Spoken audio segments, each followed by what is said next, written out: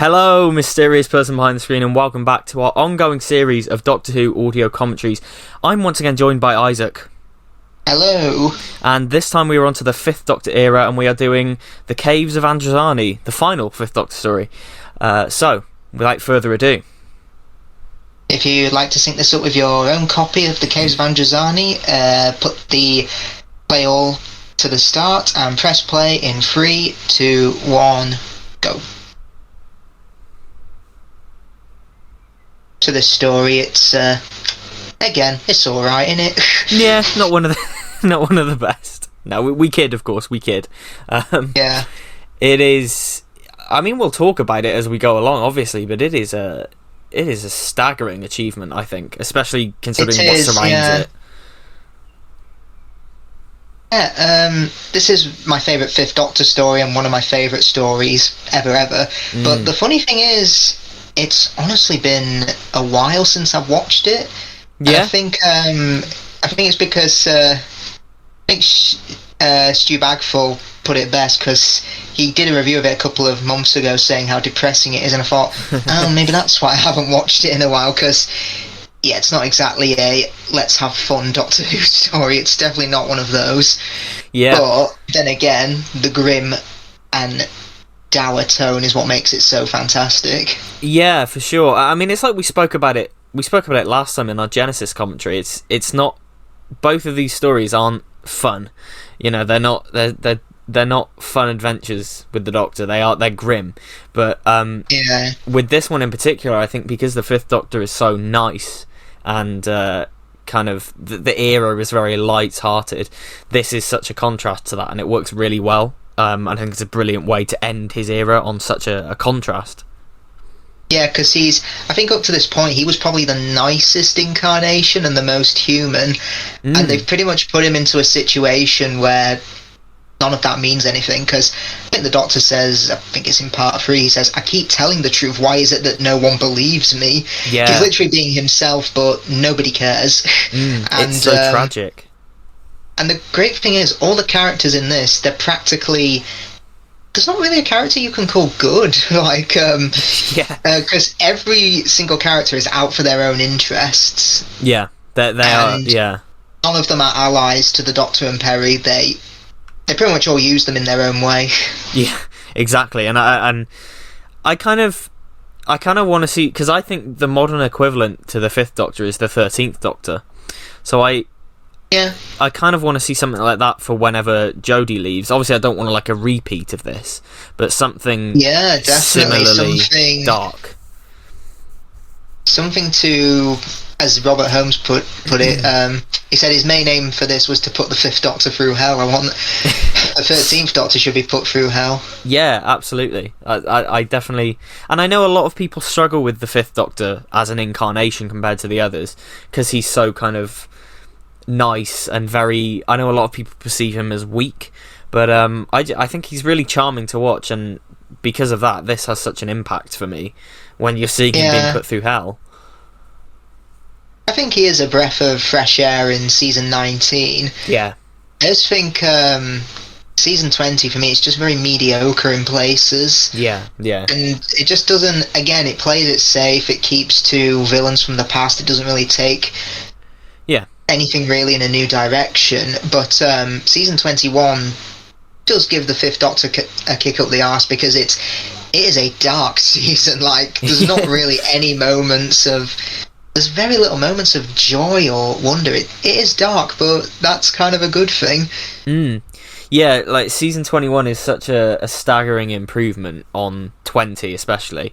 I think the only highlight of 20, and you know, it's debatable whether or not you count it as part of the season, is the 5 Doctors, and like I said, even then it's not really a part of the official season, so that's really the only highlight for me. I mean my favourite from season 20 is not counting the 5 Doctors, is probably Snake Dance, closely followed by Enlightenment, and the rest are just so meh to me.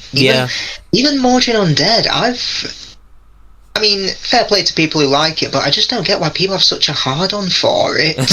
It's what am I missing? Yeah, no, I like it, but I don't I'm not singing its praises. I mean, to quote the Letter Media Rogue One video, it's like, the Brigadier, the Black Guardian. I clapped when I saw it. Did you clap at any of the new things? Were there any? No. Yeah, well, exactly. I don't know. The Black Guardian trilogy just falls flat on its face, doesn't it? It's just such a misfire. The only one I like is probably Enlightenment. Yeah, Enlightenment's alright. I really like it. Yeah.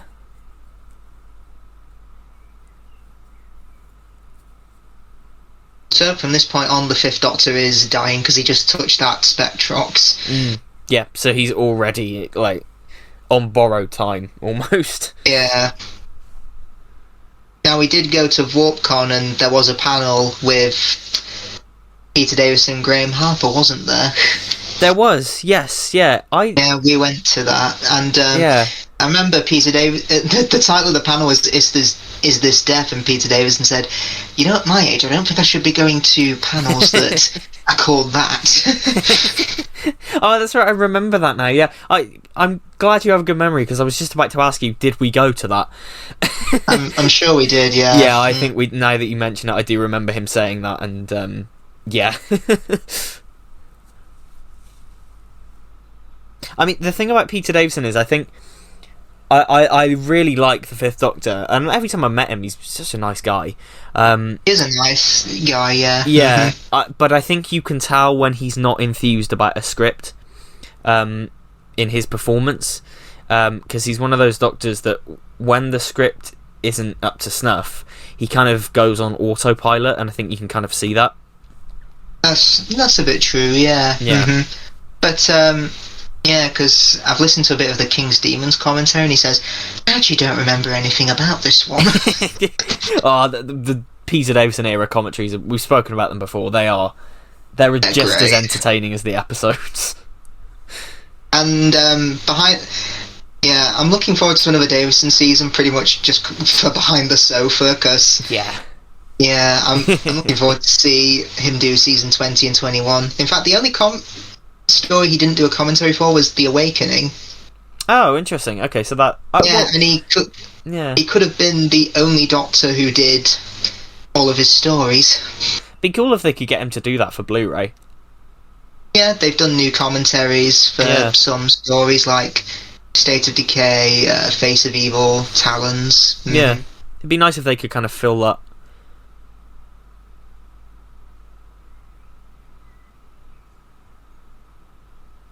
Now, Salatine is played by Robert Glenister, who later popped up in Nikola Tesla's Night of Terror as Thomas Edison, didn't he? Yes, and I think he's the brother of Philip Glenister, isn't he? Was he the brother, or he's related to him anyway? He's related, yeah. I think he's the brother. Who's Philip Glenister? He's Gene Hunt from Life on Mars. Okay. Yeah.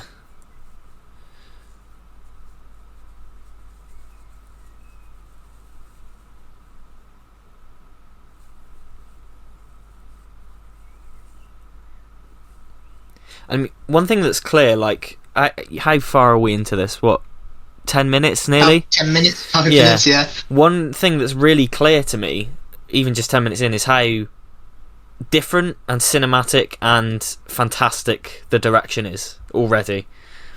It's just on such another level. Like this with the reveal of Morgus, where we don't see him at all, we just hear his voice, and then it's on the perfect line to reveal him. Spineless cretins. Yeah. And there's a lot of also fading when it comes to scene transitions. It's not just a quick edit, which is really different. Yeah, it really, and it's on such a, like I said, it's just a step up in quality from everything that surrounds it, because I think that at this point in Doctor Who, when there's a director that doesn't really care, you can tell, and there was kind of a lot of that. And I think this is just such a... It's easily the best directed story of the entire classic series, I think. Definitely, yeah. Hands down. Yeah. Graham Harper, Douglas Camfield, Peter Grimway, David Maloney, best directors on the show, in my opinion. Absolutely, absolutely agree. And funny enough, Graham Harper was going to direct the unmade Yellow Fever and How to Cure It story for season 23. And if I ever meet him, I might ask him about that, just to say, because I'm not sure if a script for it exists, if it was just a storyline, because having heard about it, it just felt like a shopping list of ideas that JNT said to Robert Holmes, make a story about this. Well, bring the Autons back, the Master, the Rani, also set it in Singapore just cause.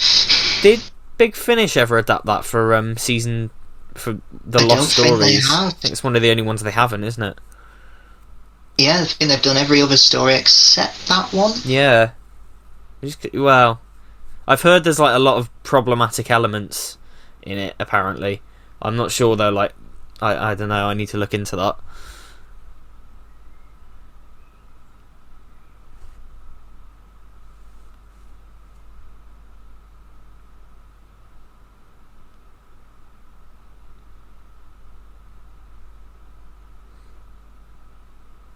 The Fifth Doctor goes out on such a high here because he sacrifices himself to save someone who he's only just met, and because it's the right thing to do for him. It's so much more epic than saving the whole of time or reality or something like that. It's just something so simple and doctorish. Exactly, and it's such a small personal conflict. Like, nothing about anything that happens in this is going to affect the wider universe as a whole.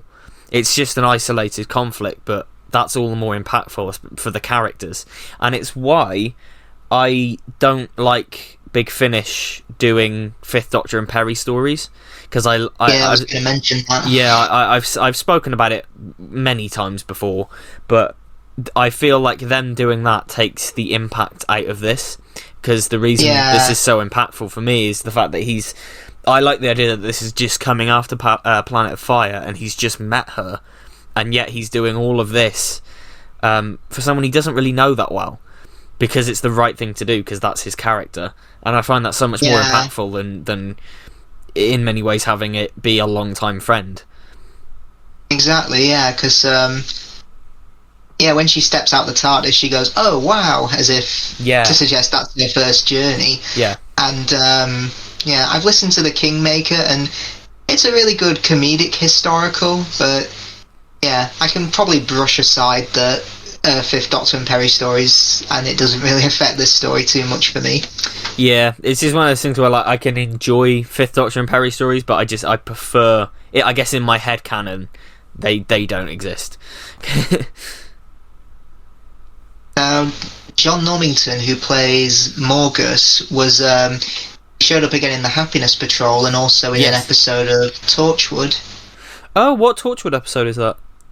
It's Ghost Machine, Series 1, Episode 3. Gwen gets a piece of alien tech. It allows you to see the past, basically ghosts and things like that. And she sees a young boy who's been evacuated in World War II. And then she goes to see the boy all grown up, and he's played by John Normington. I was going to say, is he the boy that's all grown up? Yeah. Because I have seen that episode, and that would make sense.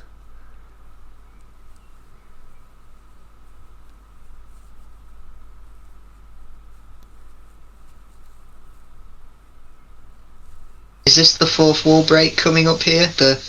She'll all feel a lot better.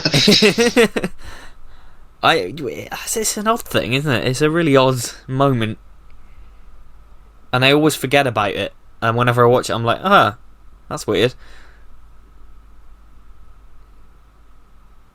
Yeah, here it is. Yeah.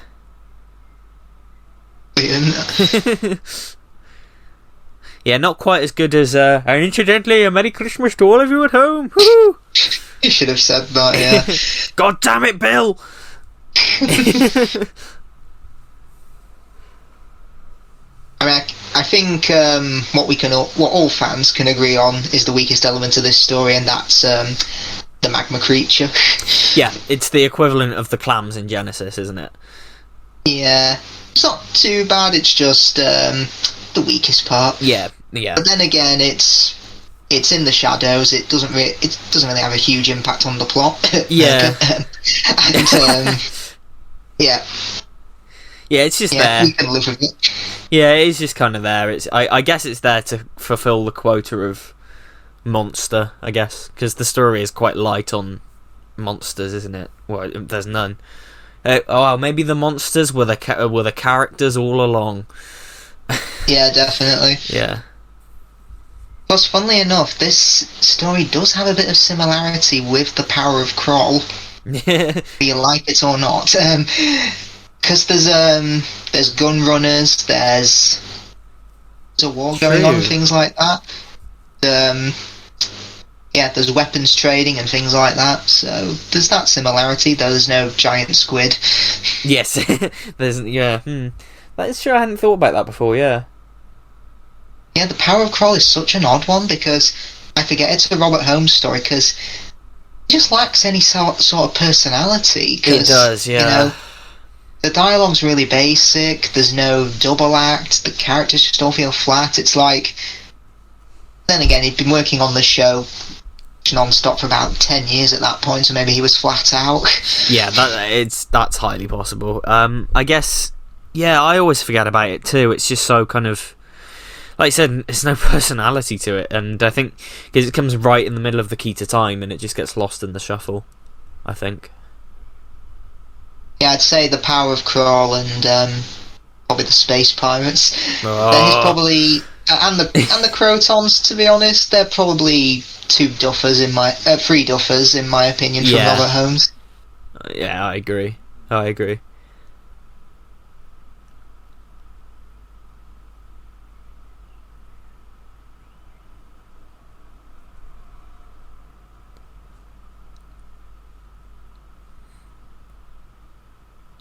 And of course, again, we spoke about last time the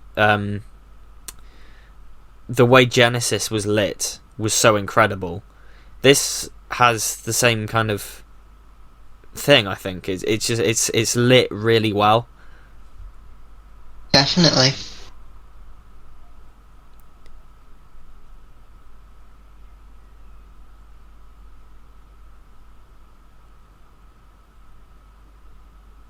Yeah, season 21 is a funny season because it starts and ends with rubbish, but everything in between is really good.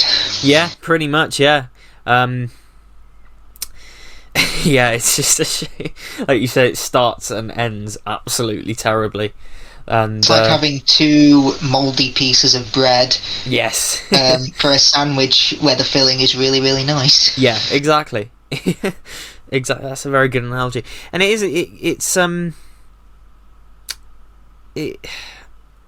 in my mind, this is the end of the season, and the Twin Dilemma is just an odd. Yeah, because I know there has been debate of when season 21 eventually gets its Blu-ray release. People are saying, "Oh, they're going to put the Twin Dilemma on there," and yeah, they probably will. Oh, they'll have to. But yeah, I wonder, will they put the Sixth Doctor in? But like. You know how they put monsters or characters that feature in that season? Will they put him on there? Maybe. Beneath the Doctor, because I highly doubt they'll put the 5th and 6th Doctor on there. That'll just look really clumsy. Well, of course, who knows what they're going to do for the American release, which is... yeah, because they call it Peter Davison Season 1, 2, 3. So what they're going to call it? Peter Davison Season 3 and Colin Baker 0.5. And a bit of Colin Baker. I mean, I guess that's not as bad as Season 4, because obviously Season 4 starts off with a couple of Hartnell stories at the start, and then is predominantly Troughton. So what do you call that? Yep. William Hartnell Season 4 and Patrick Troughton Season 1? Well, Season 4 and Season 21, they're the two seasons where the entire cast changes from start to end. Like, you'd be forgiven for thinking that the Twin Dilemma and something like The Awakening is part of the same season. Not least because by the time the Twin Dilemma rolls around, all of the budget is gone. Yeah, probably spent on all this, and that's the great thing about the 5th Doctor. He tries to be a good man, but the universe doesn't give him a chance. And the Sixth Doctor is a complete contrast for that, because he pretty much comes in and says, "Oh, I was never happy with that one," and he's sick of being nice. He's just going to be the Doctor, whether you like it or not. Yeah. Do we think this is the biggest drop-off in quality between two stories? I'd definitely go there, yeah. I think so, because this is just on such another level. Look at the 2009 Doctor Who poll. Number 1, The Caves of Androzani. Number 200, The Twin Dilemma. Yeah, it's unbelievable that one follows on directly from the other, because this is just everything about the production of this and the way it's written is just worlds apart from what the Twin Dilemma is. I can think of quite a few comparisons as well, like Flat Line, which I think is a terrific episode, followed by In the Forest of the Night. Yeah, that's another one, yeah. And I'm trying to think of other big drop-offs in quality. Maybe Fury from the Deep to The Wheel in Space. Yeah, that's quite a big one. That is quite a big... Especially because that comes after a run of, 10 out of 10 stories. It does, yeah. Mm-hmm. So... Earthshock, Time Flight. Yes. God, the Fifth Doctor had it bad, didn't he? In terms of quality. That's the weird thing about... It's the weird thing about the Fifth Doctor's seasons. His penultimate stories of each season are usually terrific, but his last one is usually terrible. Yeah. For example, I really like Earthshock and Enlightenment, but Time Flight and King's Demons are just crap. Yeah. They're just rubbish. Yeah, they are. It's... yeah. I've heard they filmed a making-of documentary for the King's Demons. Yeah, I've heard that, yeah. I don't know when that will... Well, it depends, I guess, when we see season 20. It might be one of those... It just might be one of those stories where I really don't know what happened.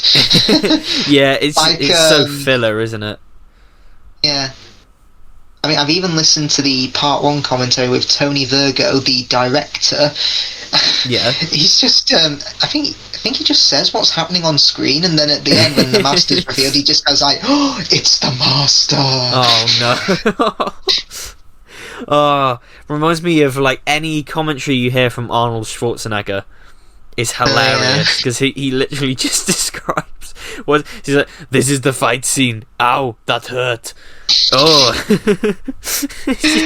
Literally, it's like a kid playing with his toys, the way he describes what's happening on screen.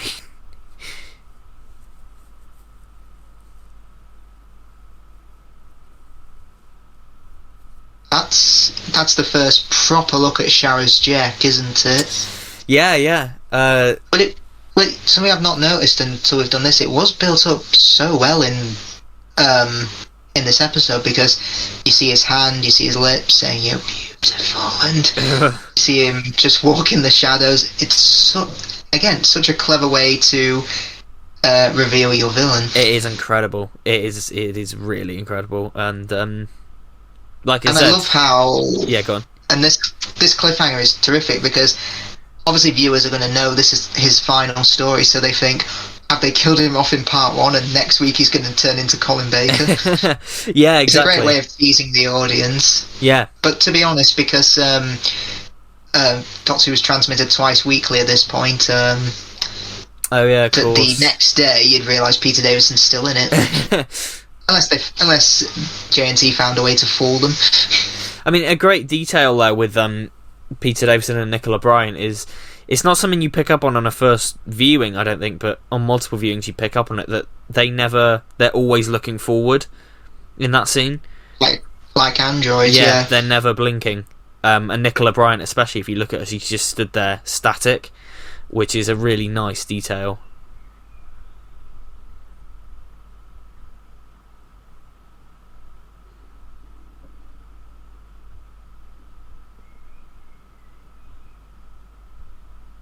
It did have an original title called Chain Reaction, and apparently it was going to be called The Doctor's Wife at one point, but I think that was just a publicity stunt by JNT. Because obviously that would have attracted attention. Yeah. I could be wrong, though.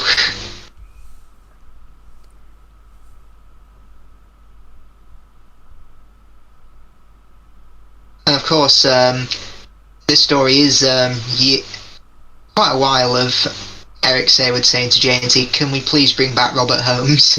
And he was really persistent, and I think JNT only said yes when he realised that Saywood was not going to back down. Yeah, but which is, I mean, that's one thing we got to thank Eric Saywood for. That's the thing about Saywood as a script editor. You'd want him. It's like being on a ship. You want him on the crew, but not driving it. Yeah. Because as a standalone writer, I think he's great. He does write terrific scripts. It's just, would I have him as a showrunner? No. Yeah, exactly. I think I've heard he's quite bitter about the series in a way, because when it comes to home media and target novelizations and things like that, the writers usually get full credit, and he's often said, I've had to spend countless nights awake late at night rewriting so many scripts, so he might be a bit bitter about it. Yeah, I mean, you occasionally hear from him, like when he did the novelizations a few years back. You could occasionally kind of hear from him in interviews and stuff, but he's I get a weird vibe from him. I mean, that interview he gave in 1986 when he left the series and pretty much slagged off JNT, I've read it, and wow, he's nasty in that. Yeah. He has said in retrospect, I was angry and probably going too far in a few things. Yeah, he's an odd guy. I do get a really odd vibe from him.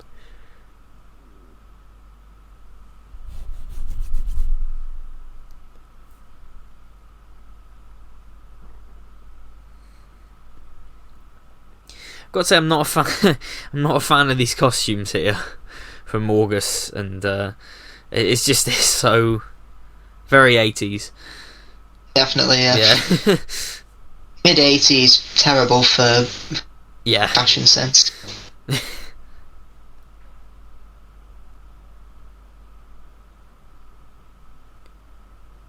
Now, apparently, for Shara's Jack, they considered people like David Bowie, Roger Daltrey, Tim Curry.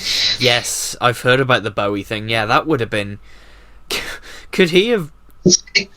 That's... Well, it's because, obviously he's in a mask, and when he takes the mask off, it's makeup, so... Yeah. You needed someone who had a powerful voice who could get the performance across, so, to be honest, I think they could have pulled it off. Yeah.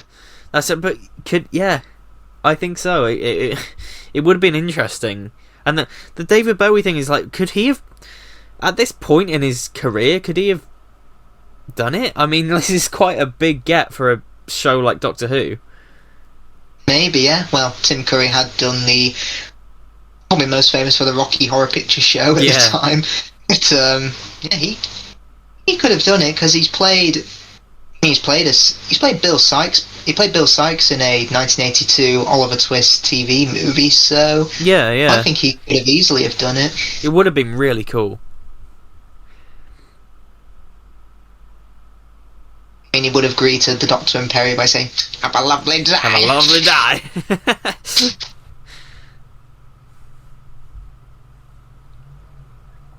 You will stay here with me. I've ordered pizza.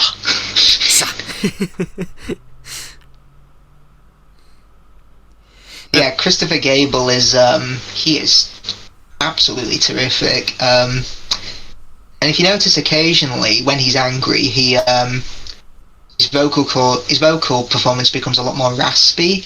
Yeah. And he said that was his idea, because he's been horrifically burnt. So he argued that, well, my vocal cords have probably been burnt as well, so I would sound like that. Yeah, it would be. Yeah, it wouldn't be a smooth voice. Yeah.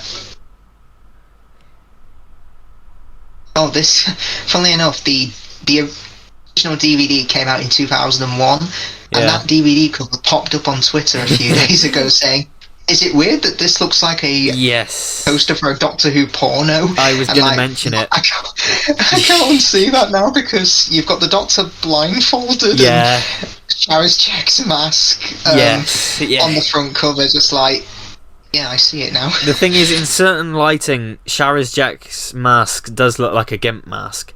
So it's and on that cover, and it's like all bathed in red as well, which is like a very kind of perceived sexual colour. So for years I've been looking at that and just been like, Jesus, what were they thinking? It's such an odd cover. To be fair, the early DVD covers were shocking. Odd. They were shocking. Oh, I know. Let's put a blurry JPEG of a blown up Dalek. Yes, that'll sell. Yeah. That'll sell the viewers to buy. I don't think they started to. I don't think the covers really started to look good until probably 2003, because the 40th anniversary range. Yeah, probably put more effort into it. Yeah, because that was like Dalek Invasion of Earth, 3 Doctors, 2 Doctors. Sorry. Seeds of Death. It might, and the 3 Doctors actually. I misspoke there, but I think the 3 Doctors actually was included. Yeah, no, it's. This is violent. Oh god, yeah. He's hanging him. There's 3 ways he could kill him here: slit his throat, throw him off the cliff, or make him bite on a cyanide pill. Yeah. It's extreme for a tea time BBC One viewing. And I love shots like that are like between his legs, where it just shows the position of power, because when the scene started, it was in between Krelper's legs, because he was in control saying we want out, but now Stotts is in control. You're right, by the end of it. The progression of it.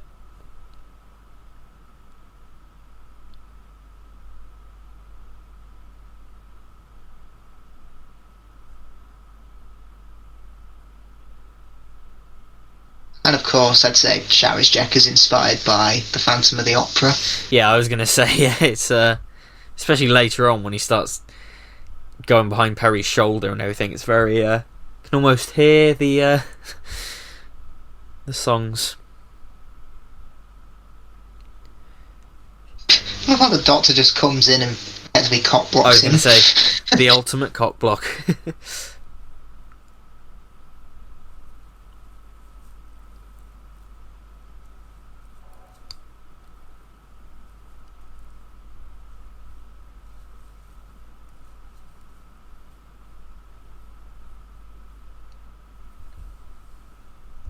I do like how the 5th Doctor is a lot more sarcastic and quippy in this one. He is, yeah.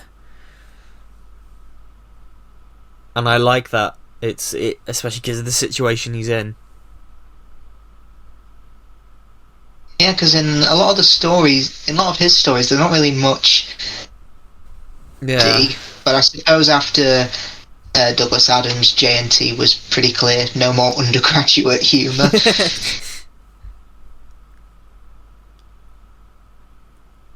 And I love his performance in this, like that that moment just then when they were staring each other down. It was there was a touch there that was kind of very Matt Smith when the 5th Doctor smiled and kind of scowled as he walked away.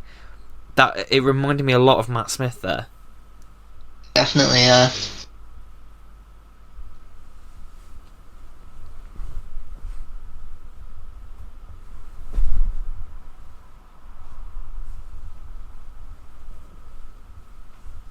I mean, a story like Black Orchid, it's pretty rare in the 5th Doctor era, not just because it's a pure historical, because it's because the companions are actually having, what's the word?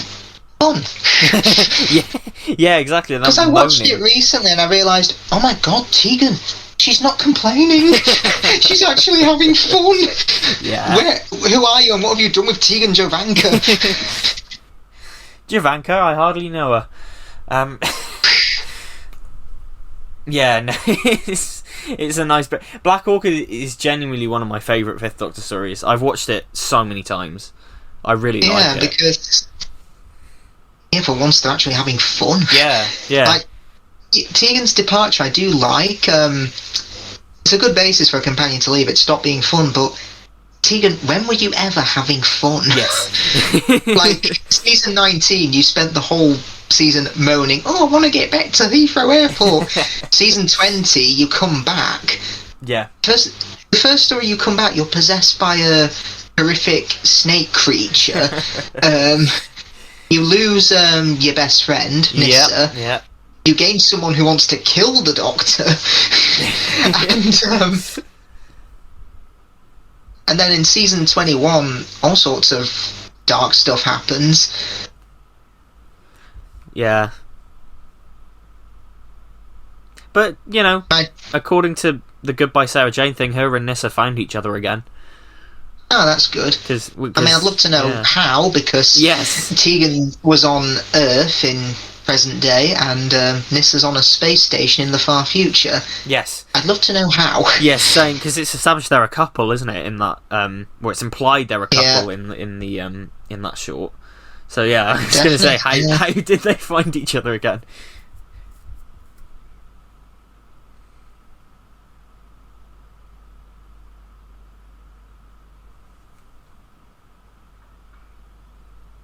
Plus, I just realised, if you count the Doctor as dying in this, as a regeneration, every character who survives in this is female, because you've got Perry and Crow Timmins, that's her name. Yeah, you're right. They're the only two who survive. I hadn't thought of that before, yeah. Huh. Yeah, well, if you look at season 21 and 22, there's 6 stories where nearly every supporting character dies.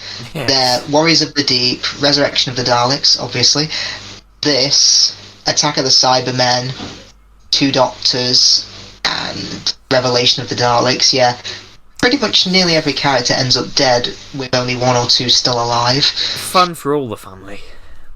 Yep.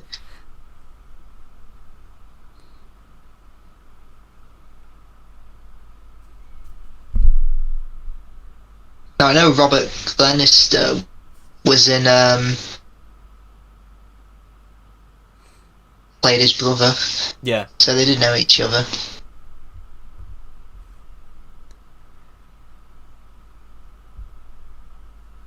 I'll admit, this laugh he does is a bit panto. yeah, just a little bit. Plus, in the original script, he was supposed to say, "Oh, this is rich." Oh, this is rich. I mean, to be fair to him, it is very hard to laugh. Like that. Yeah, it's difficult to do. And I like they don't reveal. They hold off on that reveal. They seed the whole thing that they're getting cramps and blisters and stuff, but they hold off until halfway through episode 2 to actually say, this is what's happening. Yeah, this is... Yeah, they seed it really well. I know, and Saladin just tells you what all the symptoms are and when they're going to die, so... Yeah.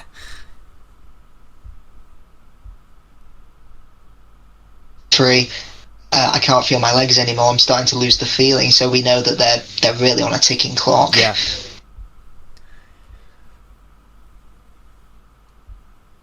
And that's what I think the structure of the story here, being a 4-part story, works really, really well. If it had been any longer, they would have really ran the risk of just destroying that race against time element.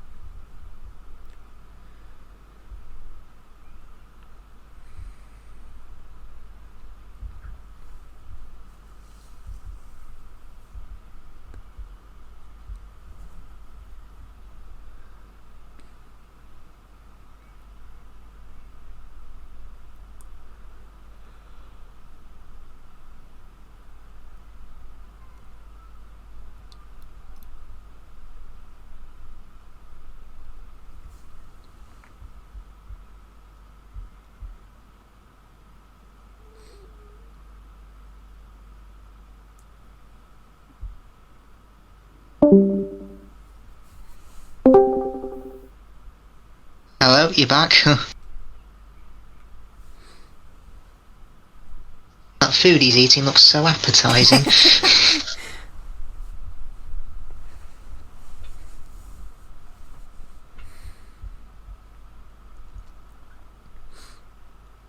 Now, all this stuff, I used to struggle with it as a kid. Yeah. It's because it's quite talky, and I used to really kind of... It was one of those things where I appreciated the good qualities in the story, but it was never one... It was never one of my favourites that I returned to often, just because it was so... The politics of it all kind of bored me, but as I've got older, I can enjoy it a lot more now. Definitely, and same with Genesis, actually. And it's a pretty violent story, and I think a lot of that is down to the fact that they use machine guns. If it was laser guns, it wouldn't feel as impactful or gritty. But, yeah, you're right. Yeah, the fact that they do use real guns, it's just adds to the violence a lot more. And it adds to the impact of what the whole tone of the story adds to how real it feels, even though we're on an alien planet.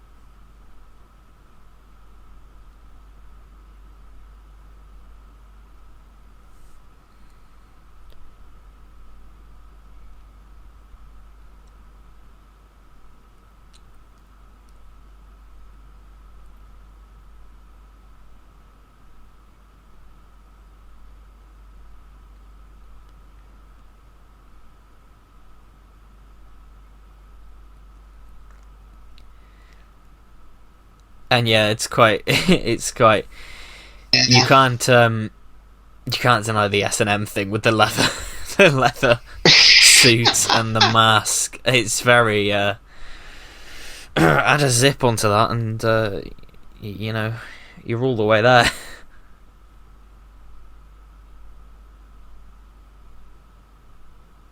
Yeah, because when he shouts, it is scary. Oh, it is. Like this. Yeah, with the wrong actor, this could have been so over the top and so terrible. But yeah, it works. Christopher Gable is just terrific. It's a shame he's no longer with us. It could have been very Horns of Nimon.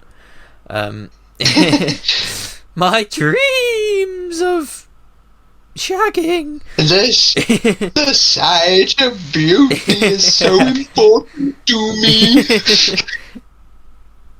I will have you eliminated, Doctor, on the spot.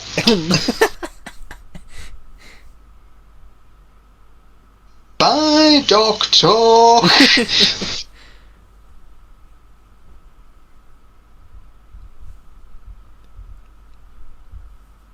If you just look at that story and Tom Baker and Graham Crowden, they're clearly trying to outdo each other. Yeah, absolutely.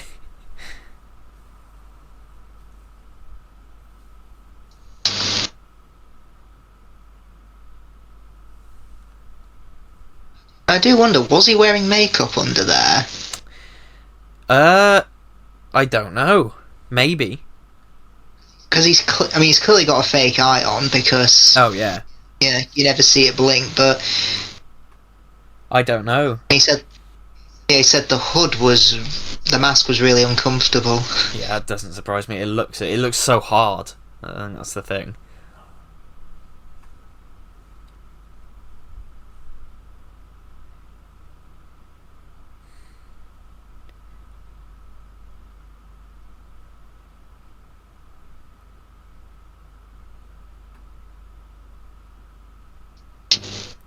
Rare to get a handheld shot in classic Who.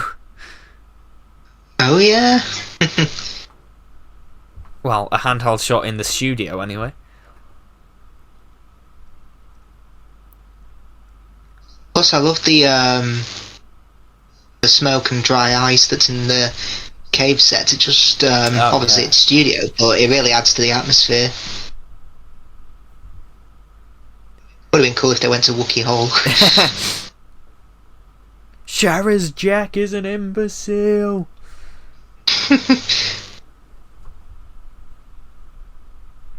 And here's a fun fact: Krelper, Stotz's assistant was going to be played by Michael Craze, who played Ben. Oh, interesting. That would have been... Yeah, but J&T didn't allow that because he didn't want a companion, someone who'd played a companion, show up again. What was his problem with Jacqueline Hill in season 18? Yeah, and seems a bit hypocritical that he had Colin Baker appear in a supporting role and then cast him as the Doctor. Yeah, no, that's weird. The Sixth Doctor's arc should have been about why he chose that face, and should have been, I'm the Doctor, and I shoot people.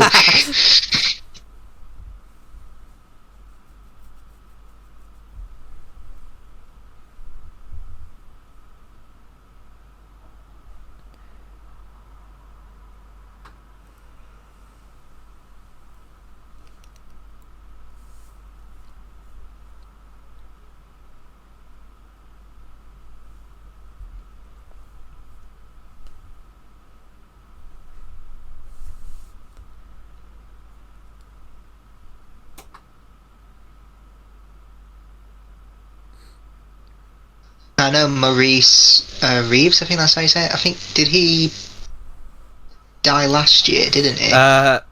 Very recently, yes. Yeah. Yeah, that's a shame, because he's really good in this as well. He is. I mean, this is one of those stories where I don't think there's...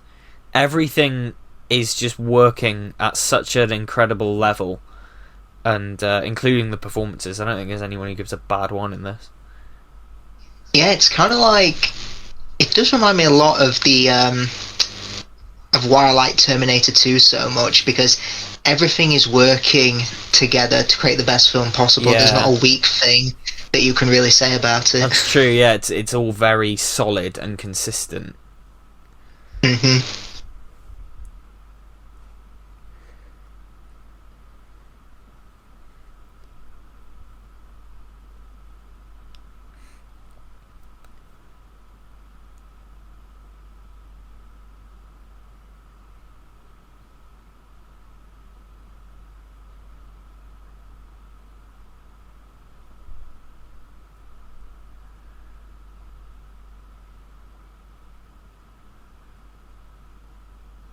And again, you think because Salatine was in the same position as the Doctor and Perry, being a prisoner of Sharon's check, that he's going to be their ally, but no, he completely... Yeah. With the opportunity given, he completely decides to use Perry for his own interests as well, so he can get back to the army camp. Yeah, exactly. He is... No character... Like you said earlier, there's no character that's purely good in this, at all. They're all... Yeah. Yeah, you could argue Jack does reform himself a bit at the end, because he does allow the Doctor to get the bat's milk to save a life. But the thing is, if he was still alive, if Sheriff Jet was still alive, he would not let the Doctor leave with Perry. Oh, no. I guarantee that.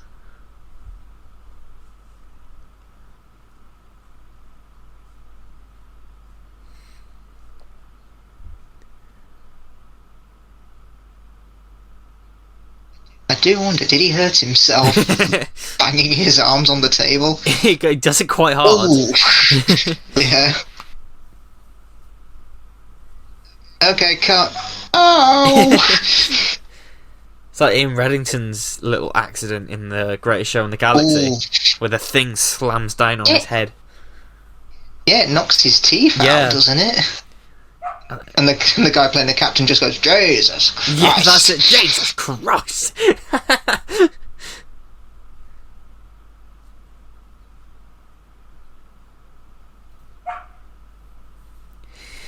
This magma creature. It's a shame, because it's the, like you said, it's the one dodgy bit of the production, I think.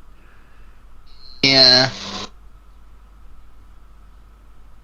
If viewers were thinking, is that how the Fifth Doctor's going to die? Getting scratched by the magma creature?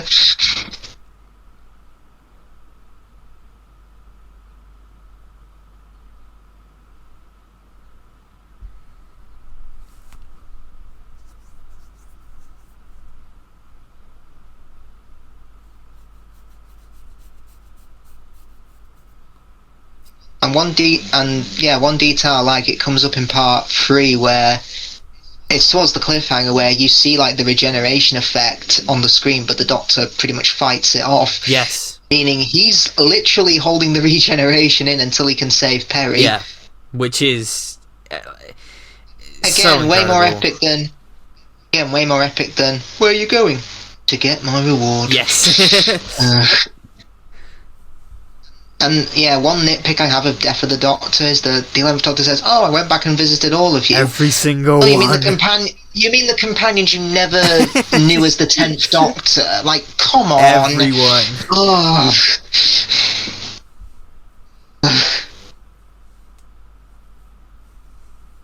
I do like how Moffat made a jab at RTD in Time of the Doctor, saying, "I had vanity issues at the time." Yeah, I like that as well. The vanity issues thing. Yeah. Surprised no one's brought up the 10th Doctor's racism yet. Voyager the Damned. Oi, don't get spiky with me. Oh, yeah. The end of time. That's cacti. That's racist. Hashtag 10th Doctor is over party. Cancel the 10th Doctor. 10th Doctor is cancelled. I mean, it does make me laugh in Oxygen when Bill sees that blue person and she's like, "Oh my god, a blue person! Oh wow!" And then he's just like, "Great, we captured a racist."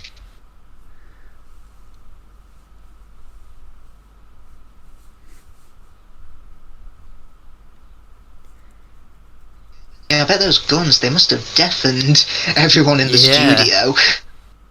They're loud, they're really loud.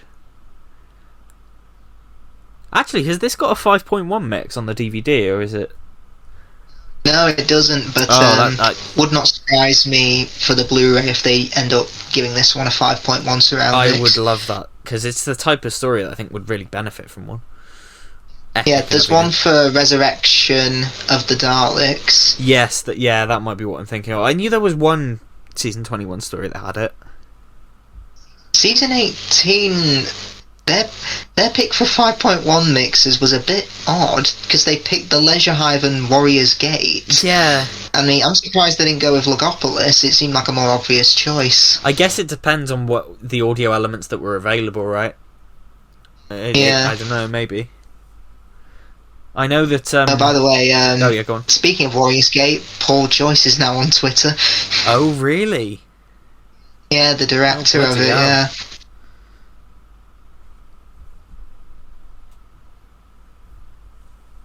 Which, funny enough, Graham Harper had to take over directing duties when Paul Joyce was fired because of his unconventional filming methods, because he wanted to shoot the camera looking upwards to give things an empowering feel. The problem is, it goes against BBC guidelines because you can then see the studio lights and where the set ends. Yeah, he wanted to shoot Doctor Who like a film, and unfortunately, BBC budget in the 80s, late 70s, early 80s, it wasn't a film. Yeah, there's only so much you can do. Whereas I think I think he made the mistake of trying to be more than what the show was. Graham Harper, the work he does in this is maximising what the show can do. Yeah. And it's showing that, yeah, you can do this. You don't... Every story doesn't have to be static, but also you can't act like you're not making a TV show.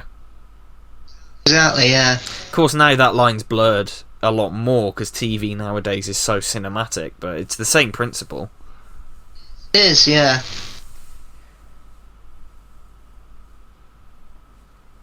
Yeah, because they've got new filming... Is it a new filming technique they've got for The Mandalorian? Because, I watched the Unusual Suspects video about his unpopular movie opinions and saying he preferred TV over film. And I think he did show that TV has obviously become more cinematic. As cinematic as film. Yeah.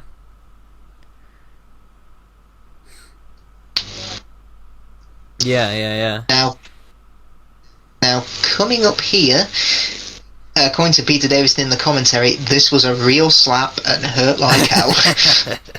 Oh, just looking at his face, like, yeah, that looked like it hurt. You can see it, yeah. Yeah, listen to the commentary. He says that hurt like hell. I'm not surprised.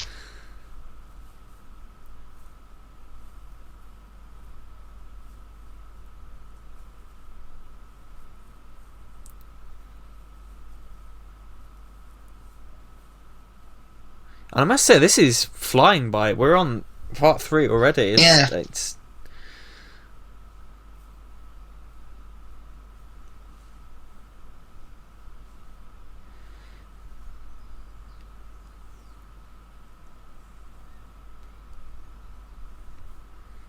and even that line. Well, if they have, it's round 2 to the army. Yes. You know, even in the face of death, he's still trying to be funny about it, but you can see why, because he's trying to keep focus so he doesn't regenerate and ends up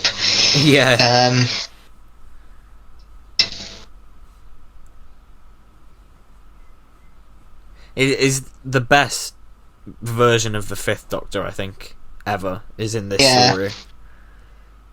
He's great in Big Finish as well. You listen to any of his Big Finish stories? Not many. I've got the Fifth Doctor box set that they released a few years ago. It's got a couple of stories in with the season 19 crew. Okay. And both of those are really good. Iterations of I is a really creepy story. Cuddlesome is a pretty creepy one as well.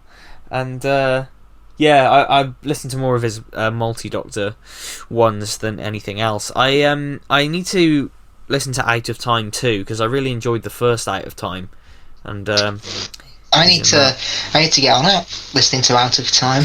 Yeah, the first Out of Time was really fun. It was just a really simple, like, Doctor versus Dalek story, except there's 2 Doctors. Like, it wasn't. It's set during the 2009 specials, and it plays into the 10th Doctor's arc in those episodes. Yeah, so it's pretty good. It's a lot of fun. I enjoyed listening to it, so I'm very intrigued to listen to the second one, because I think they're doing it yearly. Yeah, because he's teaming up with the Fifth Doctor to take on the Cybermen. Yes, yeah, in Paris. Wow. I think, with Big Finish Fifth Doctor, I've listened to Phantasmagoria, which is really good. That's the first solo Doctor story, because Silent at Times is a multi-Doctor story. Yeah. I listened to Mutant Phase. It's a pretty solid Dalek story. Spare Parts. Believe Spare the Hype. Parts, It's of course. fantastic. I forgot about that. I've listened to that, of course, yeah. What else? Omega, which it's okay, but I just think it's, compared to Davros and Master, it's definitely the weakest of the trilogy. And I've listened to The Kingmaker, which it's a really great comedic historical, which Davison's era was really lacking. A lot of comedy. Yeah, for sure. I need to listen to. I basically need to listen to more Big Finish in general. So, but I've listened to about. Hold on. Yeah, I've listened to about 20 stories, I think, but they're all from the first 100. There's nothing recent I've listened to. Yeah, I just struggle. Mainly because they're so cheap. Oh yeah, for sure. I always struggle to. It's very rare I find the right environment to get into Big Finish properly, because every time I try, I have to end up restarting the story because I always get distracted by something else, and I don't know why. It's just, but yeah. I tend to listen when I exercise, and it really helps. Yeah, that worked for me last time when I was out on a walk. I listened to Out of Time, and I enjoyed it a lot more than I think I would have. Yeah, I've not delved into any of like the spin-offs. The only spin-off stuff I've delved into is the first 3 box sets of the Kate Stewart and Osgood range. Oh, okay. And those are pretty good. But after 3, I'd sort of felt like I'd heard enough, and I think they're now on to like series 9 or something. So it's kind of ridiculous, but yeah.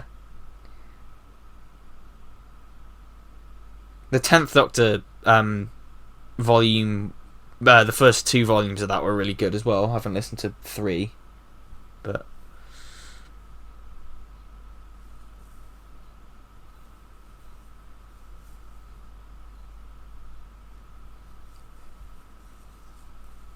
even the lighting for this ship, it's a small, cramped space, and people could have easily have pointed to this and say, well, that's the cheapest looking set, but again, Graham Harper uses what he's got and gives some really nice lighting in there, because the purple lighting is really moody, and there's a really great shot when Doctor's hijacked the ship, Stotts is breaking in, and yeah, there's a great camera shot of his over his arm and his gun aimed at the Doctor. It's like, it's such incredible. A great shot. I mean, there's so many great shots in this story. It's just, yeah.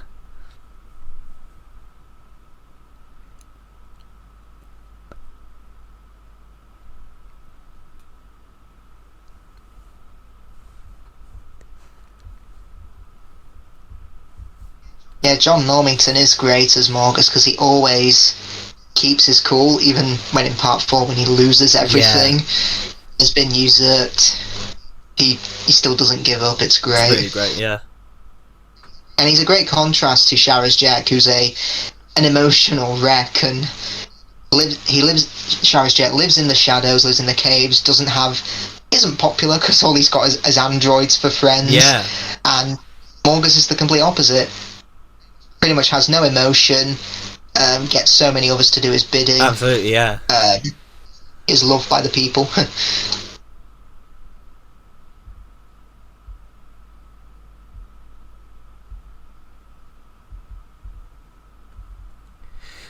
More fourth wall breaking. He is.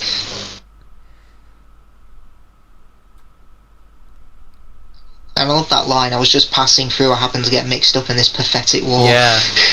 It's something that the Doctor would definitely say, he'd view this whole war as pathetic. It's such a Doctor line.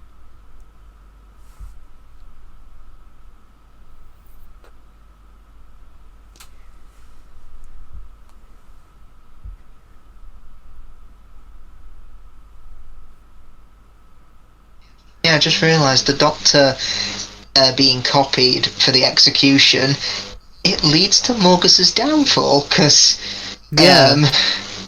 he thinks that someone has told Shellac to fake the execution, and then everything about him gets exposed. So yeah, Sharaz Jek more or less screwed him over in the end, all because he wanted to get into Peri's pants.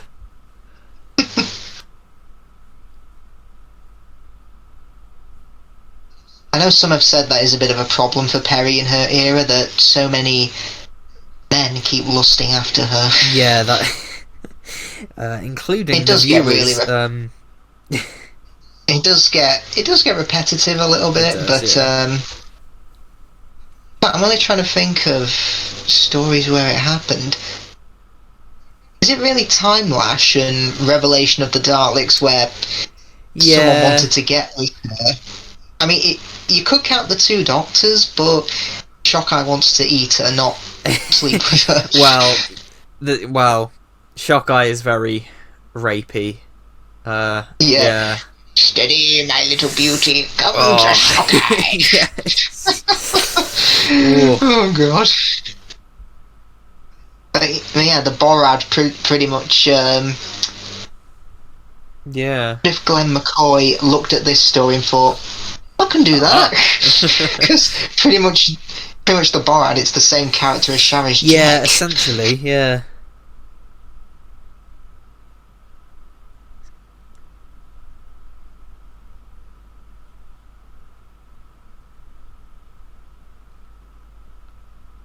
Well, in the original script for Attack of the Cybermen, the Cryons were going to be male, and one of them was going to find her attractive. Oh wow. Yep.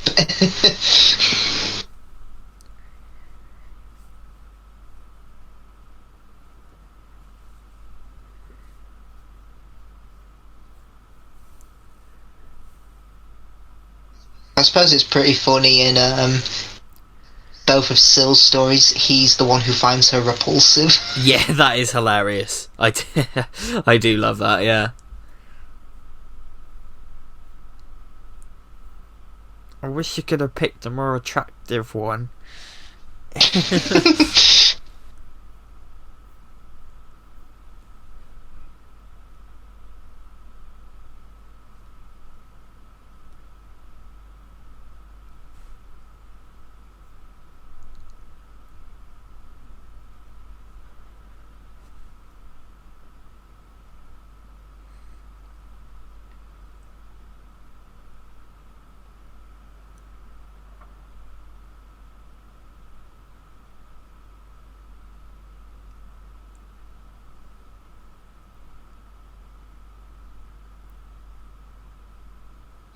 sonic screwdriver to get him out of those chains. Yeah, yes.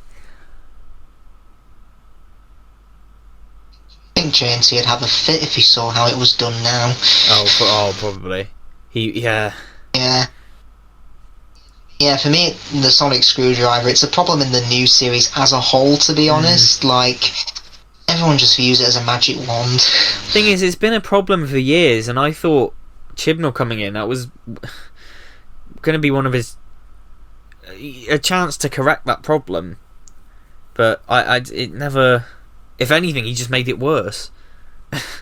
Yeah. And I think the RTD era, it tried to... They made the sonic screwdriver too powerful, then they tried to backtrack on it and introduce, it's a deadlock seal, or, it doesn't work, Wood. Yeah, exactly.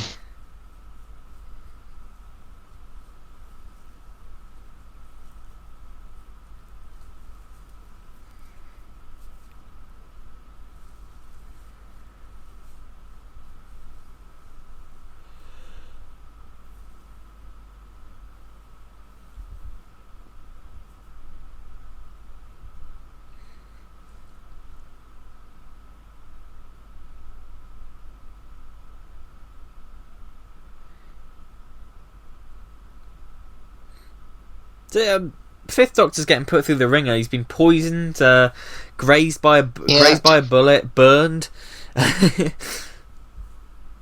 he keeps going.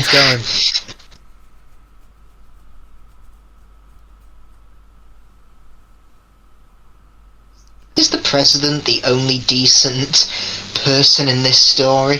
Wow. Well, even then, decent's a strong word. Yep. Half decent. Yeah. And even then, Crowd Timmins, she exposes Morgus and usurps his position, but even...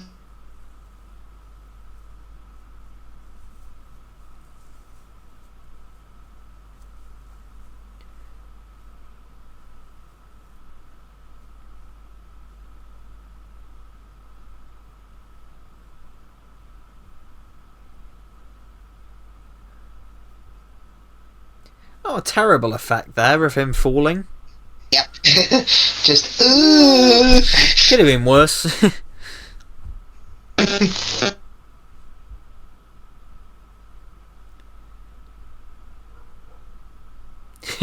The most obvious fake. Oh, what a tragic loss. I had no time. What a loss to the world. And I love how he's like, it could have been me. Yeah.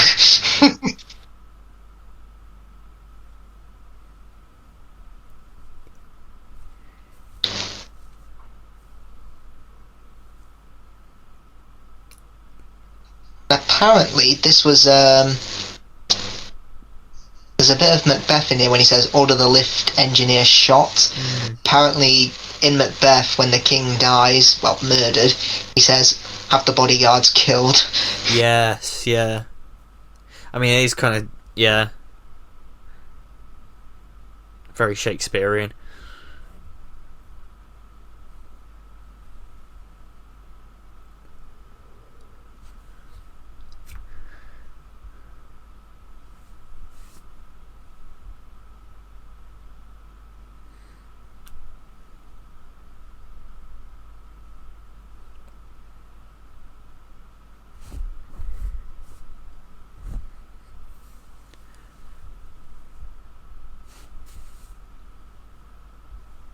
This is the really, really big camera.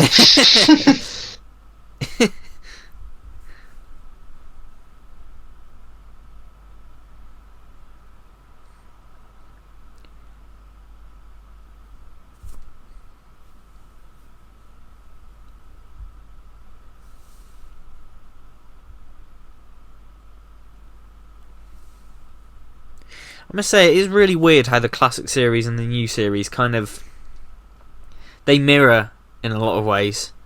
Especially from the Fourth Doctor onwards, because the Fourth Doctor is like the big, iconic one, mirroring the 10th Doctor. Then we have the 5th Doctor, Matt Smith, the youngest... the 5th Doctor, Peter Davison, similar to Matt Smith, being the youngest. Then 6th Doctor, we go a lot darker and kind of a controversial incarnation. is weird how it's kind of... Yeah. Let's just hope that Jodie isn't going to be the last one of this revival. Yep. I'm not too sure if they will do anything for the 60th, because is it as big a milestone as, say, the 50th? Because wasn't Coronation Street's 60th anniversary last year? Did they do anything significant or monumental? I think they did a big documentary, like an hour and a half documentary about it. Oh, okay. I think it... To be honest, I think it'd be a big missed opportunity if we don't see something. Because I know it's not as big as milestone as 50th, but at the same time, they've done a 10th anniversary special, a 20th anniversary special, a 25th anniversary special. If you include Dimensions in Time, a 30th anniversary special.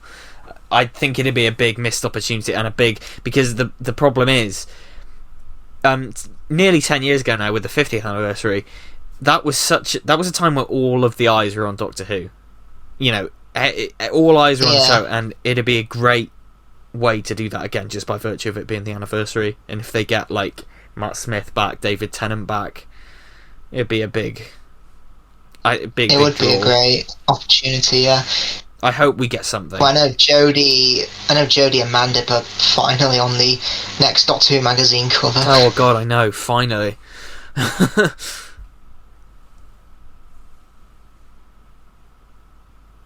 mean, I hope we get a trailer for Series 13 soon, because they do say it's coming out October time. Have they wrapped those? Possibly, I don't know. Because I know there's all these rumours that it's Jodie's last and she's gonna bugger off. Yeah, they've not addressed. It's been 6 months. They've not addressed it since January. I'm like, say something.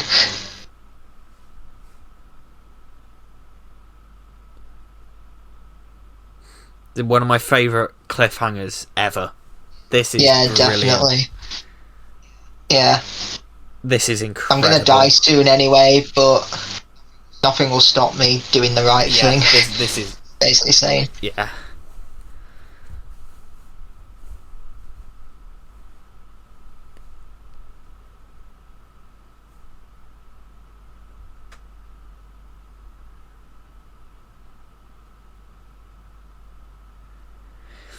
This is just incredible TV. It is just so edge of the seat.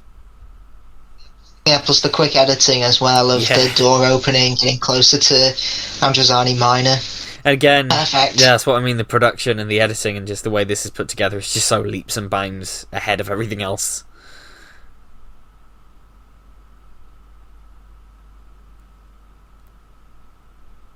Yeah, that shot there is just the over the shoulder shot. Yeah. Oh, just perfect.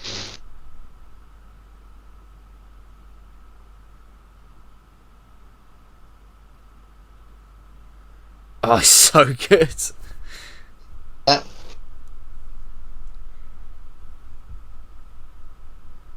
Again, you think they could open the next episode with him changing into Colin Baker? Yeah, especially because, like you said, the regeneration effect was already appearing briefly.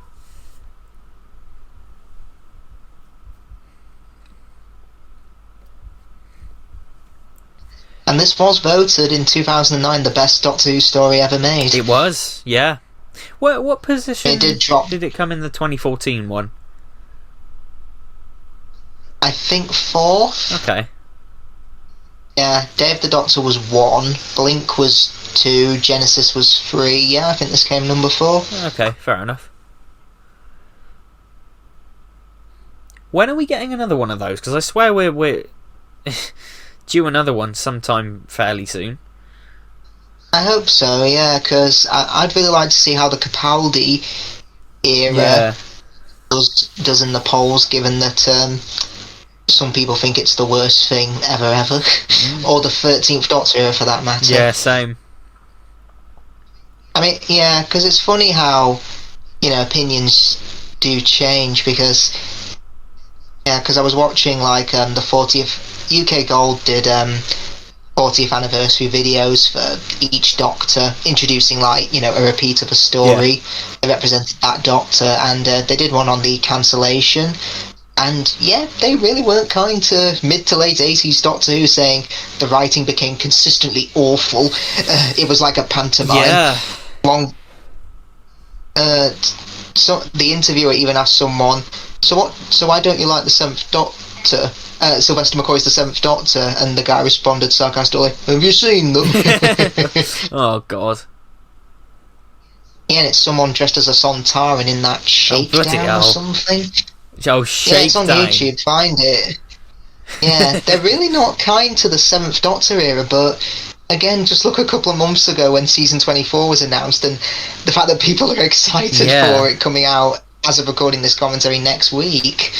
Oh God, it's and it's next widely week, regarded isn't it? as a Bloody hell. Yeah, because opinions change all the time. It's like I noticed it with the Capaldi era. People were saying it killed their enthusiasm for the show, and nowadays, if you slag it off, the Capaldi stands pretty much man the barricades and shoot you down.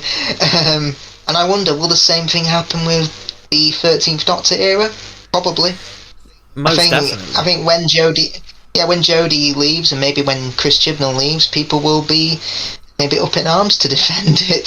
If anyone dares to slag it off. I'll tell you what will happen. The next person will come in, and he or she will be the worst thing to have happened to the show. Yeah, and you'll get people going, It's been going on since, like... Yeah.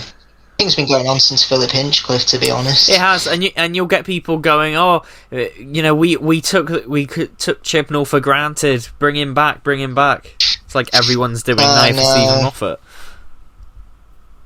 Yeah.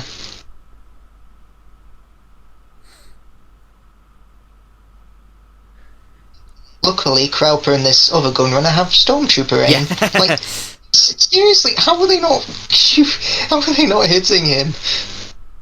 Well, they seem to hit in front of him, miraculously. Yeah, again, another marvellous shot. You see the Doctor coming closer to the camera, and the explosion and his feet, it's just perfect. I can't believe we're on part 4. It's just nearly finished. It's like it's gone really quick. I don't want it to stop. It's just amazing.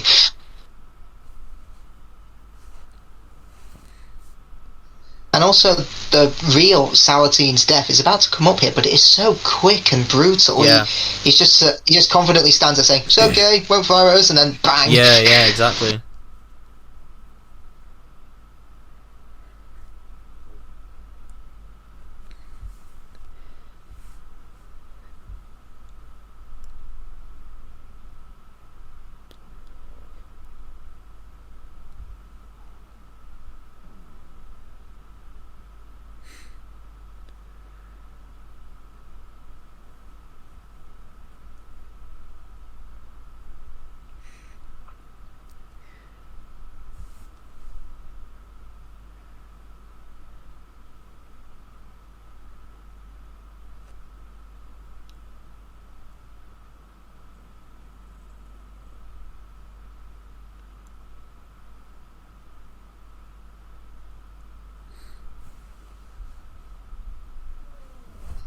It's just so quick. So he stumbles back as well so violently.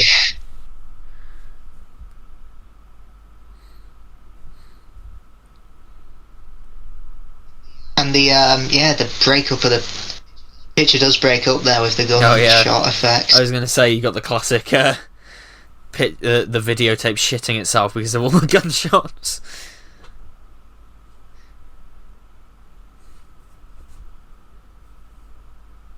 Have we ever hit anybody with these guns? I hit a bird once.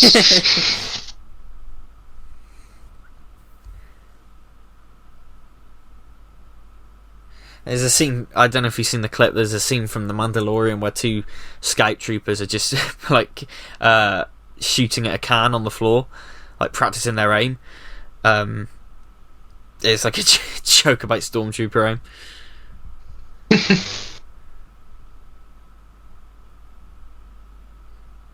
It's an incredible stunt as well. That's pretty high.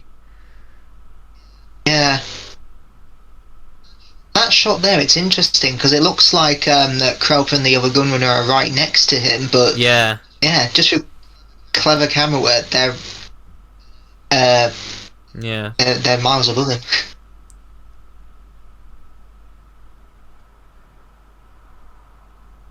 They have done a figure of this as well. I've got it with the mud. They have, the soaked costume.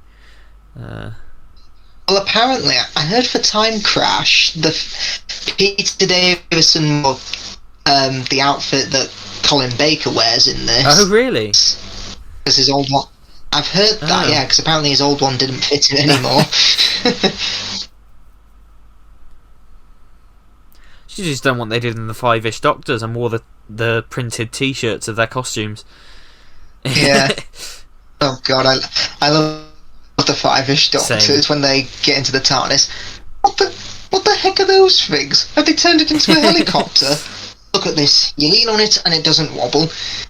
I'm not used to all this darkness. I'm used to bright lights. I want to see what I'm doing. I can't get behind all this atmospheric lighting nonsense. I used to love the old wobble.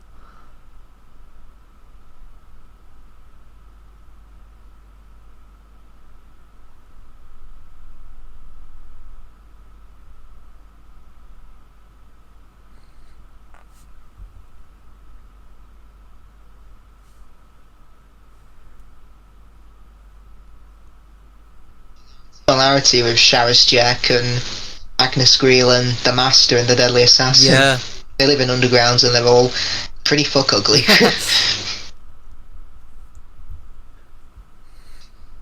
Perry asked earlier, why does he wear the hood? The Doctor should have said, he's fuck ugly. Or he doesn't want you to see his face because he's fuck ugly. Oh, here's a fun fact for you. You know the Auntie Jackie's sister's brother's boy in Hot Fuzz? Oh, yes.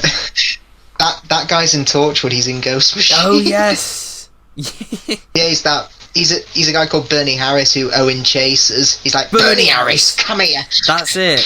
I'm gonna bloody kill ya. That's it. I remember Bernie Harris now. He popped up in something else as well that I watched. Can't remember. Because I remember seeing him on the screen and going, Bernie Harris!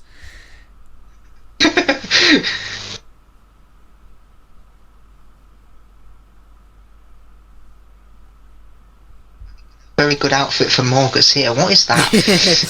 What's that he's wearing?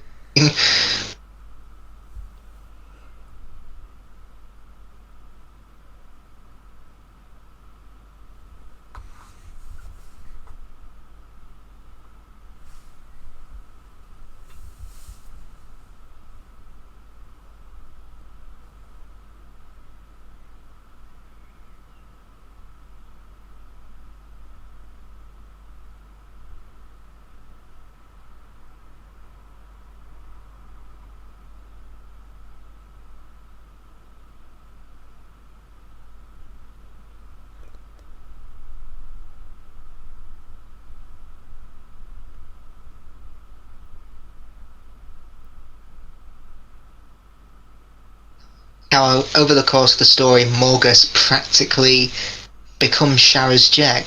Because at the start he's got everything. He even says, I'm the richest man in this galaxy or something like that. And by the end, he's got nothing. Because he does mention just there, like, oh, I have other stocks or shares invested in 5 planets in this system. Yeah. Then I think Frau Timmins says that, oh, don't bother, they're all kaput. Yeah, exactly. It just topples over, doesn't it? Yeah.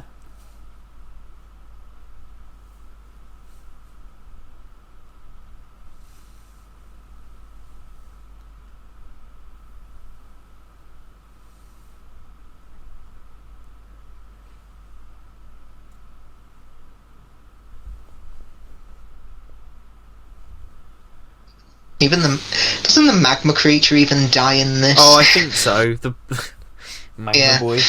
Even the magma creature doesn't survive. Like that scene in Revenge of the Sith. So even the magma creature survived.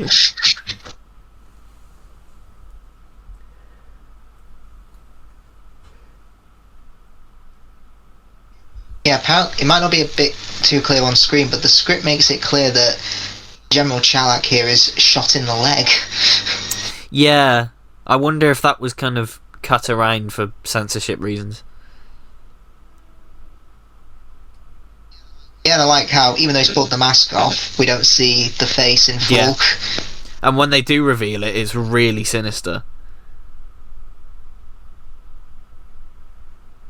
And it's all down to the performance, I think, not necessarily the makeup. Yeah. I think there's a bit of a scene cut here where you see, like, the mud fall on General Chalak, but to be honest, I'm glad they cut away, because it does look a bit naff. Like, it literally looks like someone just threw mud on him, and it doesn't look like it's hurting him or burning him alive or anything like that. So, glad they cut away.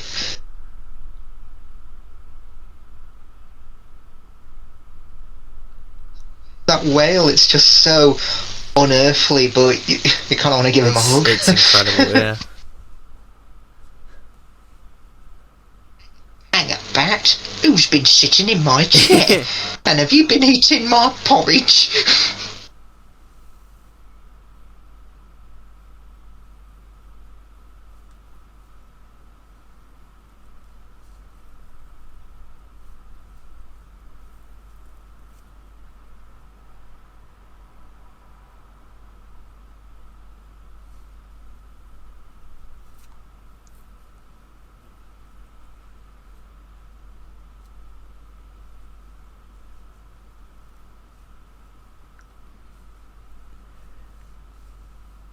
Completely screwed over by his secretary. I love this.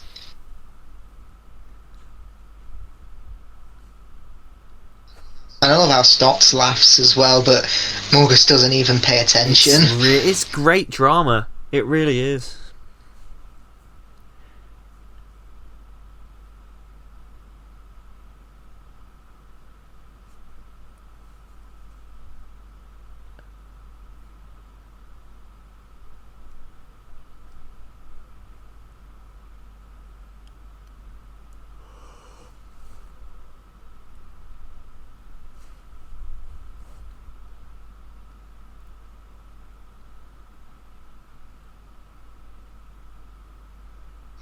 Again, this scene coming up here where Stotts comes back to murder his two members. Yeah, I like how you don't see the bullets go into them. It's just really horrific. Well, it's that thing of, like, your imagination will always be more horrific than what they can show. Apparently that was added in by Eric Saywood. They were originally they were going to survive, but Saywood added it in for them to get shot down. Surprise me.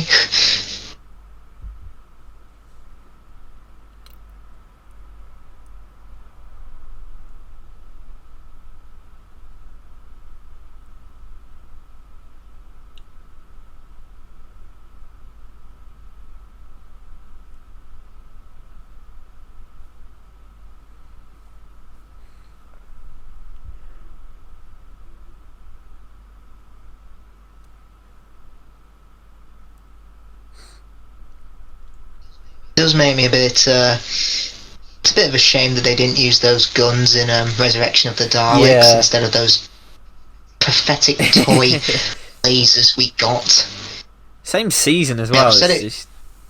Yeah, I've said it once and I'll say it again. If Resurrection of the Daleks doesn't get updated CGI with added lasers, I'm gonna scream. It's like I'm the only one to notice it.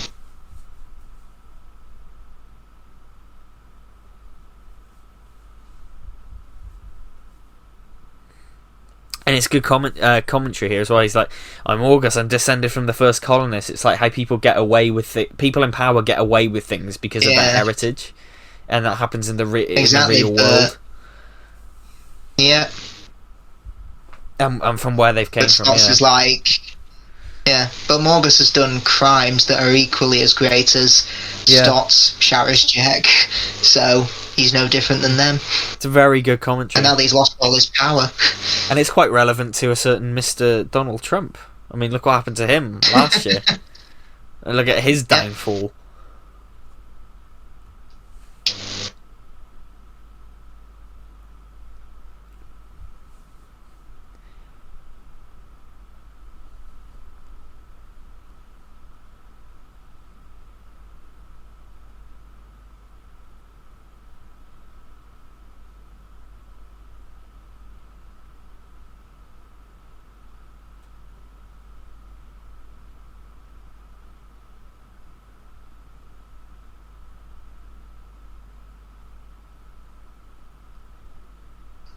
Oh yeah, the celery. Peter Davison said, "I'll wear a stick of celery, but make sure in one of my stories there's an explanation for why I wear it."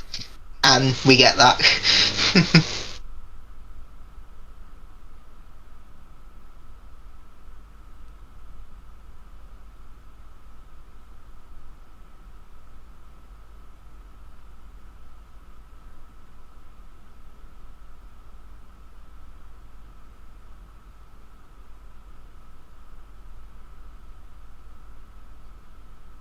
I love the cuts on his hands as well. Like he's beaten up. Yeah.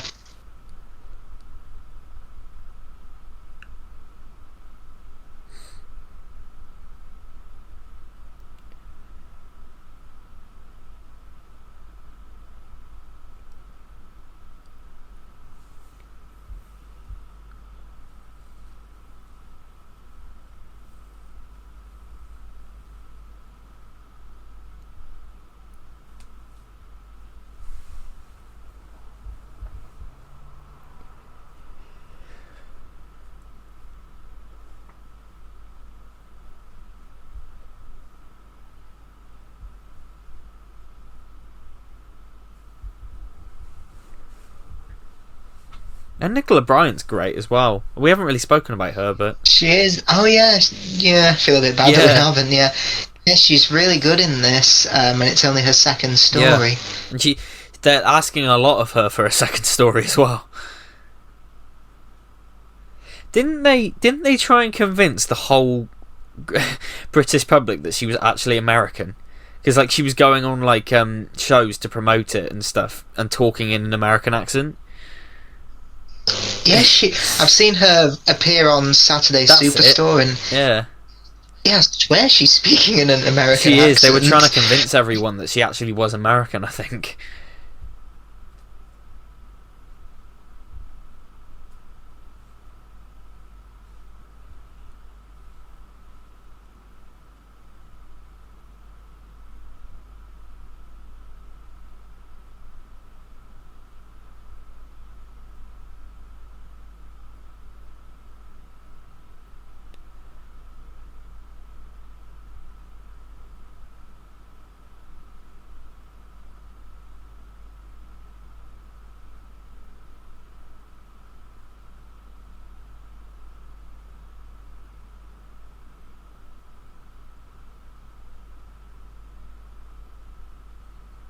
I mean, if I was Perry in this and this one Dilemma, if I was her, I'd just be like, I'm bugger off, I'm leaving.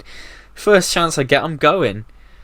Because she nearly dies here, and the next thing she knows, she's being strangled.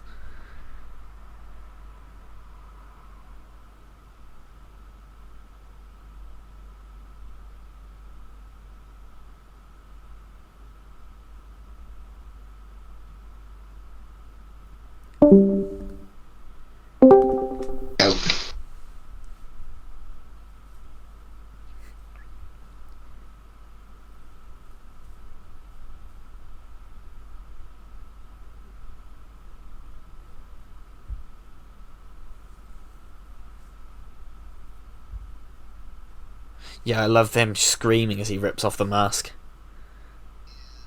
Yeah, it's really good. It's really sinister. Yeah, you're stinking awful mask. Yeah, that'll look at me. I think that's up there with Heath Ledger's Joker. Yeah.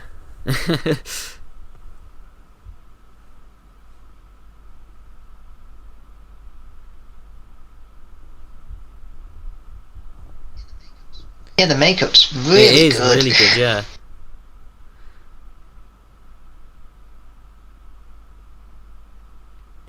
Stotts kind of takes glee in that as well, like because that's a automatic gun, and he just shoots one bullet at a time to really savour it. Yeah, that is sadistic.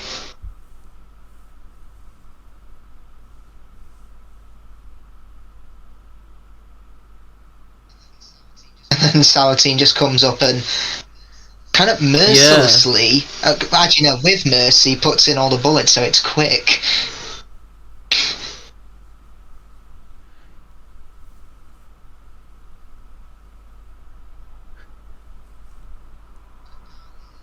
apparently, coming up here, Peter Davison had real trouble carrying Nicola Bryant. You can kind of see it, but it kind of plays into how weak he is, I guess. Yeah, and I love how on this shot here, we don't see like any caves or the laboratory on fire, but just that fade in and the zoom in on the fire. We know exactly what's going to happen to their bodies. We know what the aftermath will be. Yeah, just look there, the way he just has to prop her up a bit, like. Oh.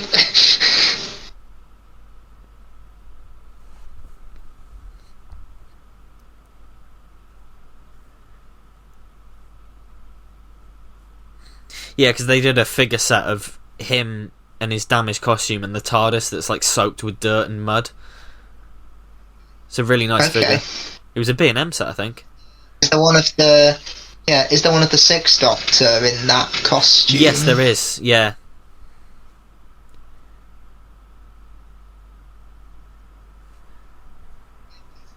Yeah, and Peter Davison said during the regeneration, when he saw Colin get into his position, he felt like, I think that's when it sunk in for him. It's like, oh, I've left the series now. Yeah. Because I think Tom Baker kind of felt like that when Peter Davison basically took over.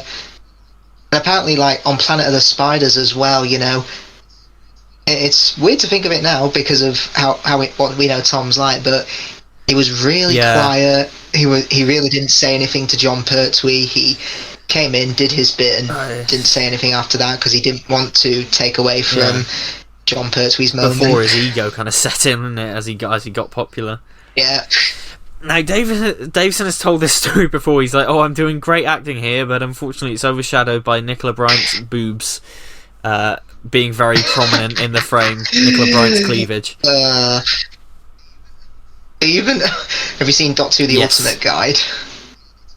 Yeah, they talk about that on that. There's that one guy who says, "You got to give it to Peter Davison. He's given career-defining performance here," and I think all the dads are just looking at something else.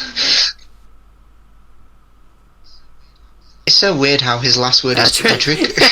He's probably thinking, "Oh, I don't want to join Edric in the afterlife. Better turn into Colin Baker." It baffles me that they put Chameleon in there. So it's like putting Corporal Bell in a Third Doctor flashback. I like that they do this though, because seeing past companions is really good. And also, it's new footage. It's not stock footage. They've gotten back to film it, haven't they? I do like the Master in this because the previous story, we think the Master has been burnt to death. And his laugh there is terrifying. It's really good. It's a great regeneration. I love it. The way the sound just builds up and up and up, and then the sound's gone as soon as Colin Baker comes in.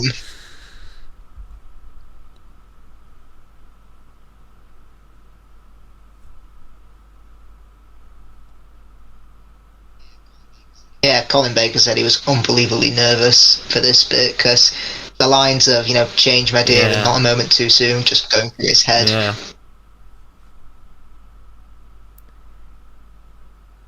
I love the fade into the Colin Baker face as well, and that's a really cool. And it's the first time that the incoming Doctor is credited, and the only time it's credited before the outgoing Doctor. It's kind of cool. But yeah, what a great story. I think it's undisputed. Yeah. An utterly depressing and depraved Doctor Who story, but all for the right reasons. Incredible production. Because if the production side of this didn't work, we could have got another Warriors of the Deep, where, it's a case of the story takes itself so seriously and it's so dead set, but the production just lets everything down and it just becomes a depressing experience, and not in a good way. Yeah, exactly. And thankfully the script and the production are on the same level, and just a brilliant final story for the Fifth Doctor to go out on. So fitting for a character like his to go out in this way. The nicest Doctor goes out with the most mean-spirited Doctor Who story ever written, and it's brilliant. It is brilliant. So, I hope you enjoyed the commentary, everyone. What will we be doing next time? Next time we will be going into the Sixth Doctor and the Second Doctor with the two Doctors. Yes, we will indeed be looking at Androgams and tall Sontarans and Spain. So look forward to that. On season 6. Yes. So look forward to that. In the meantime, go subscribe to Isaac's channel, and we will see you in the next one. Bye bye. Bye bye.